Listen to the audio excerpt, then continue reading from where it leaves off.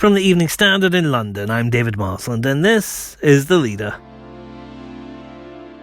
For Health Minister Nadine Dorries, the 1% pay rise being offered to NHS staff is a pragmatic choice taken during the economic devastation caused by the pandemic. We've made that offer in the face of the fact of our understanding that many people in the private sector have lost their jobs or taken huge reductions, and no one else in the public sector will be receiving a pay increase. And as you spoke about nurses at the beginning of this programme, they have received a 12% increase over the past 3 years, which takes them to a salary of £34,000. She was talking on LBC, but some, even from within her own party, disagree. Inept, unacceptable, pathetic, all words used by Tory MPs to describe a salary award being given to those who were on the front line of the UK's battle against coronavirus. Our Deputy Political Editor Nicholas Cecil is here. Nicholas, is all of this pressure having any effect at all on the government?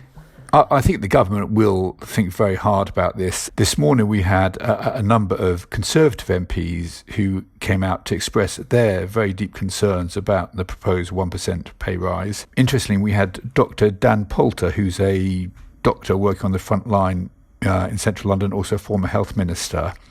He told The Stand that he very much hopes that the government very quickly rethinks this.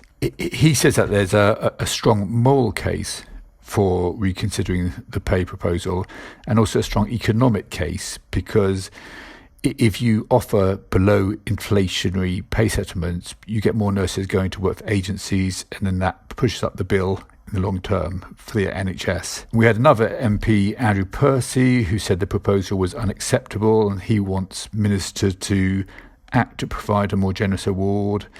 And most outspoken was Tory MP Sir Roger Gale, who said the way it's all had been handled was inept.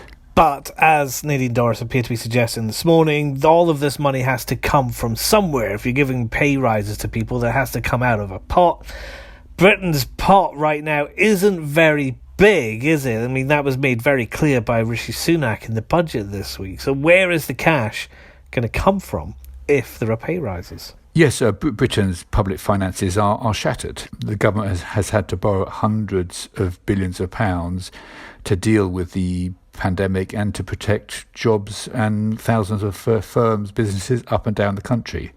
So there is very little money to go around. Rishi Sunak was making clear on Wednesday that it's going to take decades for the debt from the crisis to be paid back. Total fiscal support from this government over this year and next amounts to £407 billion. Coronavirus has caused one of the largest, most comprehensive and sustained economic shocks this country has ever faced. So really it's a question of priorities and absolute priorities, because there's so little money to go around. At the moment the offer is 1%. This goes to a pay review body. The unions will make representations. Other health organisations will make representations. And the Health Minister, Nadine Dorries, was this morning insisting that 1% was all the country could afford. But then she was hinting that the government might, in her words, move from this position. So it's not a definite 1%. I think kind of there could be movement on this. And is that down to what appears to be a very large public backlash against this? It seems that a lot of people feel like, having lived through this pandemic and with those NHS workers being the front line against this infection, that this pay rise offer of 1% just isn't good enough for those people. And if there has to be priorities, then maybe the NHS workers should be a priority. Yes, no, I think there'll be a lot of surprise out there in the country. Another development this morning was that the Royal College of Nursing announced that they are putting together a £35 million fund to take industrial action. So the government faces basically being at loggerheads against the nursing profession and other health professionals. And these are the very individuals that we were all cheering and clapping for the extraordinary work that they've done during the last year. And that's really not going to look very good for the government, is it, Nicholas? If there's industrial action being taken by NHS workers over something like a pay rise after a pandemic. Yes, it's very, very difficult for the government. As one former Conservative minister told The Standard this morning, that the figure was a pathetic figure and also bad politics, because you end up on the wrong side of the argument.